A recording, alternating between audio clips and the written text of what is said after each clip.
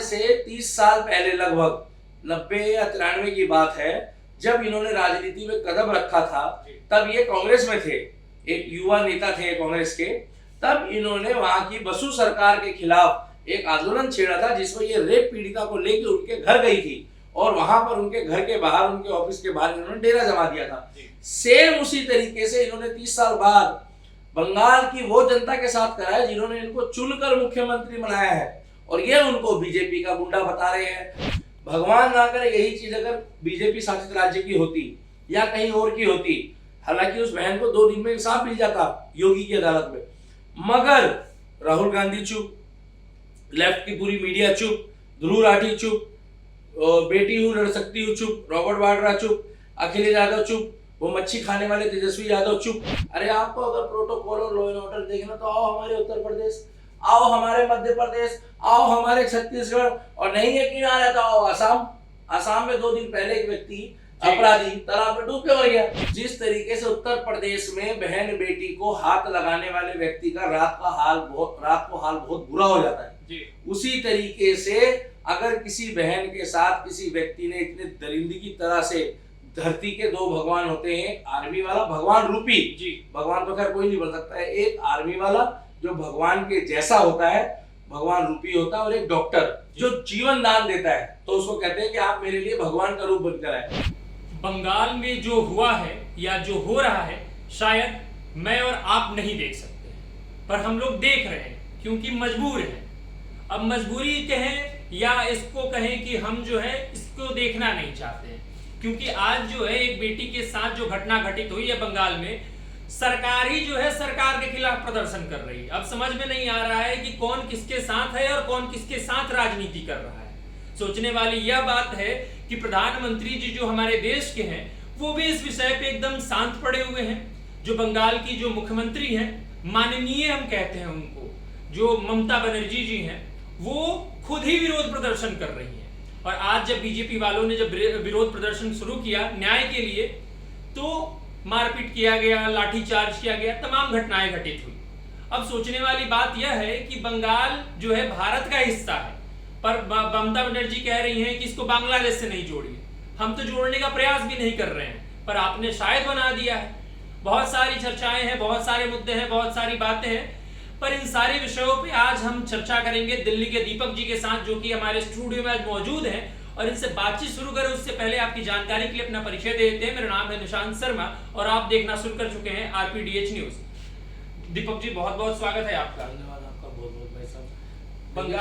बंगाल में जो घटना घटित हो रही है, उसको लेकर आपके क्या सोच विचार है? देखिए, मैं तो एक ही बात बताना चाहूंगा कि बंगाल में या तो राष्ट्रपति शासन लगा दिया जाए, और या फिर वहाँ का जो लॉ एंड ऑर्डर है उसको आप ममता बनर्जी जी को पूछो कि अगर आपको एक्सपीरियंस योगी जी से ज्यादा है मुख्यमंत्री होने का, मगर कार्यशैली, और एक सर्वे करवा लो बंगाल में कि बंगाल की बेटी बंगाल में सुरक्षित ज्यादा है या उत्तर प्रदेश की बेटी उत्तर प्रदेश में सुरक्षित ज्यादा है। आप दोनों राज्यों की तुलना करा लो।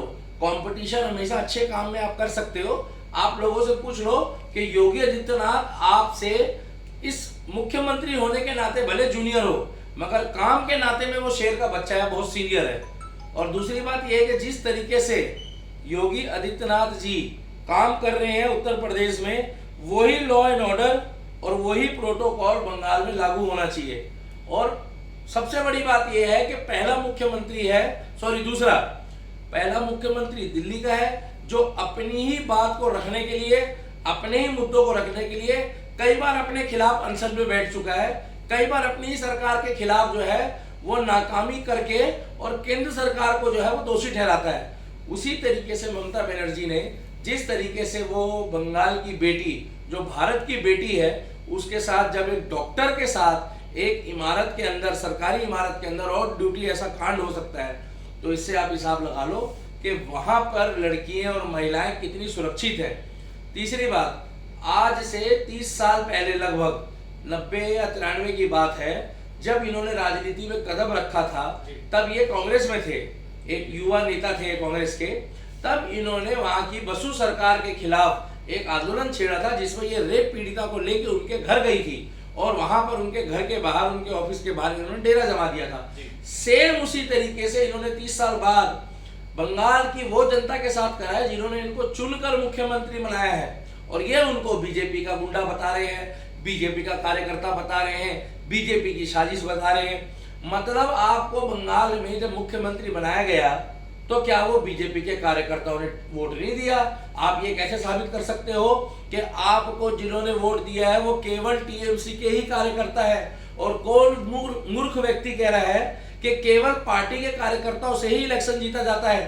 भाई साहब, वो आम जनता है, वो 500 रुपए दिहाड़ी वाले लोग नहीं है, कि वो एक डॉक्टर है, एक रिस्पेक्टेबल फैमिली के लोग हैं जो सड़कों पर मोमबत्ती लेके घूम रहे हैं। भगवान ना करे यही चीज अगर बीजेपी शासित राज्य की होती या कहीं और की होती, हालांकि उस बहन को 2 दिन में इंसाफ मिल जाता योगी की अदालत में, मगर राहुल गांधी चुप, लेफ्ट की पूरी मीडिया चुप, ध्रुव राठी चुप, बेटी हूं लड़ सकती हूँ चुप, रॉबर्ट वाड्रा चुप, अखिलेश यादव चुप, वो मच्छी खाने वाले तेजस्वी यादव चुप, सारे शांत बैठ गए, क्योंकि टीएमसी के साथ इंडिया अलायंस का गठबंधन है। सच को सच बताने की इन नेताओं के अंदर दीन, ईमान, धर्म मर चुका है। और अगर यही घटना भगवान ना करे किसी नेता, किसी जज के साथ या किसी पुलिस बड़े अधिकारी के साथ या किसी बिजनेसमैन के साथ, बेटी के साथ घटी होती, अगर भगवान ना करे, तो उसको इंसाफ 2 दिन में मिल जाता। अब वहां पर 15 से 20 दिन से उस व्यक्ति को कभी थाने, कभी सीबीआई दफ्तर, कभी कोर्ट, कभी अस्पताल, और उसको बिठा के बिरयानी खिला रहे हैं। मुझे समझ नहीं आ रहा, जब आपको पता लग गया है कि ये मुख्य आरोपी है, मुख्य दोषी है, और आपने उसको अपनी कस्टडी में रखा है, तो आप उसको घुमा फिरा के क्यों खिलाई पिलाई करवा रहे हो? क्यों जनता के अंदर इतना रोष है? उस रोष को आप खत्म करने के लिए जनता की सपोर्ट क्यों नहीं कर रहे हो? आप जब सड़क में निकलते हो तो आप अपनी अभिव्यक्ति की आजादी बताते हो, मगर जब वही बंगाल की जनता निकलती है तो आप उसको कांग्रेस का और बीजेपी का कार्यकर्ता बताते हो, और जिसमें आप उसको कांग्रेस का कार्यकर्ता भी बताते हैं। हालांकि आपकी पार्टी और कांग्रेस अलग अलग है। तो इससे पता लगता है कि केवल इस मुद्दे को वो दबाना चाहते हैं, राजनीति से खुद जोड़ रहे हैं और बीजेपी वालों को बदनाम कर रहे हैं। अरे आपको अगर प्रोटोकॉल और लॉ एंड ऑर्डर देखना तो आओ हमारे उत्तर प्रदेश, आओ हमारे मध्य प्रदेश, आओ हमारे छत्तीसगढ़, और नहीं यकीन आ रहा तो आओ आसाम। आसाम में 2 दिन पहले एक व्यक्ति अपराधी तालाब में डूब के मर गया। जी जी बिल्कुल। अब उसके लिए क्या हम लोग कोई मुद्दा उठा लें? क्या हम लोग धरना दे दें? तो हम लोग तो भाई साहब उस चीज को क्या नाम है, सपोर्ट करते हैं ऐसे मुख्यमंत्री को। और जिस तरीके से उत्तर प्रदेश में बहन बेटी को हाथ लगाने वाले व्यक्ति का रात को हाल बहुत बुरा हो जाता है जी, उसी तरीके से अगर किसी बहन के साथ किसी व्यक्ति ने इतने दरिंदगी की तरह से, धरती के 2 भगवान होते हैं, आर्मी वाला, भगवान रूपी जी, भगवान तो खैर कोई नहीं बन सकता है, एक आर्मी वाला जो भगवान के जैसा होता है, भगवान रूपी होता है, और एक डॉक्टर जो जीवन दान देता है, तो उसको कहते हैं कि आप मेरे लिए भगवान का रूप बनकर आए। आज उस बाप से पूछो जिसने उस बेटी को जन्म दिया, उस माँ से पूछो जिसने उस बेटी को जन्म दिया, कि जब उसने सपने देखे होंगे कि मेरी बेटी डॉक्टर बनेगी तो मैं ये करूंगा, मैं वो करूंगा, उसकी शादी करूंगा, उसकी विदाई करूंगा। और इस वीडियो को देखने के बाद भी अगर आपको लगता है कि इसमें राजनीति बीजेपी कर रही है तो बुरा मत मानना, वो दिन दूर नहीं है।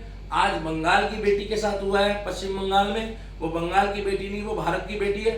कल को भगवान ना करे आपके साथ हो तो फिर लोग ये ना कह दे कि इसमें भी बीजेपी राजनीति कर रही है। पर एक सबसे बड़ा जो सवाल जो है सोशल मीडिया पे भी ट्रेंड कर रहा है या मीडिया भी उछाल रही है कि प्रधानमंत्री जी इस मुद्दे पे क्यों शांत हैं? प्रधानमंत्री जी को तो इस मुद्दे में संज्ञान लेना चाहिए।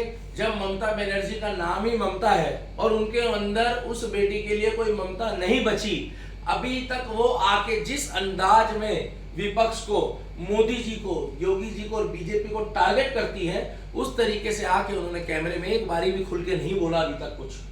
मैं आपको बता दूं वो ये इनका अंदाज नहीं है। ये वो तेज चिल्ला के बोलती रही, मेरे से भी ज्यादा तेज चिल्लाती है माइक में, खूब खेला हो वो, खूब भोलो आची, खूब ये खूब वो, जो कह रही है कि बंगाल की तुलना इससे बांग्लादेश से ना करो। हम कहाँ तुलना कर रहे हैं भाई साहब? हम तो इतना कहना चाहते हैं कि उस बेटी को, आपका नाम खुद ममता बनर्जी है, आपकी ममता कहाँ है? उस बेटी को इंसाफ कब मिलेगा? वो बंगाल की नहीं, वो भारत की बेटी है। और नरेंद्र मोदी जी को इसमें संज्ञान लेना चाहिए, इसके लिए आगे आकर एक बयान देना चाहिए। दूसरा, अगर वहां उनसे सरकार नहीं संभलती तो वहां पर आप राष्ट्रपति शासन लगा दो एक व्यक्ति अभिषेक बनर्जी, वो बहुत गंद बोलता है और पार्टियों को, विपक्ष की सारी पार्टियों को बोलता था पहले, जब से इंडिया अलायंस हुई तो सब एक ही थाली के चट्टे बट्टे हो गए। वो व्यक्ति भी गायब है आजकल नक्शे से, वो कुछ नहीं बोल रहा बंगाल के बारे में। अरे तुम उनको इंसाफ दिलाओ ना उनके परिवार को, हम तो तुम्हें भी बढ़िया बताएंगे, मगर तुम नहीं दिलाओगे। सुनने में आया है कि इसमें बहुत बड़े बड़े लोग जुड़े हैं उसके साथ, बहुत कड़ियों से कड़ी जुड़ी हुई है और बहुत बड़े बड़े लोगों का हाथ है, वो सब बगलेगा।